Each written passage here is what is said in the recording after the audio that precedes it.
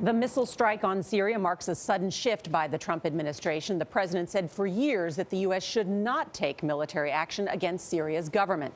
And Secretary of State Rex Tillerson said just last week that Syria's people will decide the future of President Assad. Margaret Brennan is in Palm Beach, Florida, where President Trump is meeting with China's leader again today. Margaret, good morning. Good morning. Well, President Trump has shown he is willing to use at least limited military action to enforce that red line against chemical weapons first drawn by his predecessor. The Trump administration believes that Bashar al-Assad has used sarin gas in at least 3 attacks over the past 2 weeks. Assad choked out the lives of helpless men, women, and children. In a late evening statement, President Trump said the images of small children choking to death on poison gas moved him to action. It was a slow and brutal death for so many. Even beautiful babies were cruelly murdered. The decision to strike was made after the president arrived Thursday in Palm Beach for a summit with Chinese President Xi Jinping.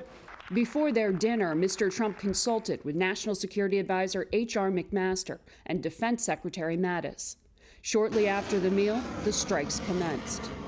The president first publicly indicated he was considering action following Wednesday's meeting with Jordan's king. The president worried that toxic agents could end up in the hands of terrorists and used that threat as justification for striking without the permission of Congress.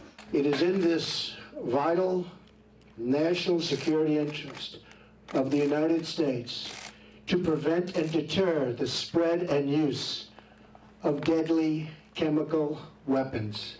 Secretary of State Rex Tillerson said the sarin gas attacks were a clear violation of the 2013 diplomatic deal that Russia and the U.S. brokered to have Syria hand over its chemical stockpile. He said after President Obama had turned a blind eye to Assad's repeated violations, inaction in Syria was not an option for President Trump. Previous attempts at changing Assad's behavior have all failed, and failed very dramatically. Now, these Syria strikes may help China's President Xi Jinping to gauge Mr. Trump's willingness to act against nuclear-armed North Korea. Those two leaders meet today. And Gayle, next week, Secretary Tillerson flies to Moscow, where he is expected to discuss Syria with Vladimir Putin. Should be quite a meeting. Thank you very much, Margaret.